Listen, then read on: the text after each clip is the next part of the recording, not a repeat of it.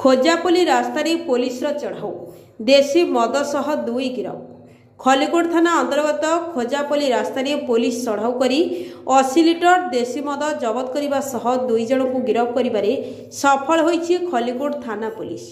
मिलिथिबा सूचना अनुसार शुक्रवार अपराह्न 2टा समय खलिकोट थाना अधिकारी नरेश कुमार साहू निर्देश क्रमे थाना एएसआई हरिकृष्ण सामल नेतृत्व में थाना कनिस्टेबल आलिया सबर गगन मंडल प्रशासन रहित थाना अंचल पेट्रोलिंग करुवा समय चोरा देशी मद चालाण होता खबर पाई खोजापल्ली रास्तार चढ़ाऊ कर 80 लिटर चोरा देशी मद जबत करने सह दुई जन को गिरफ कर सफल होते।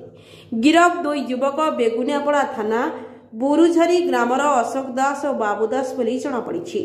तेबे ए संपर्क में खलिकोट थाना केस नंबर 463 विभक्त 2024 अनुजाई पुलिस मामला रुजु करी चोरा देशी मद चालाण अभियोग गिरफ होइतिबा अशोक दास और बाबू दास को राति 8:30 समय कोर्टचारण कर थाना अधिकारी नरेश कुमार साहू सूचना देते। Report Ganjam times.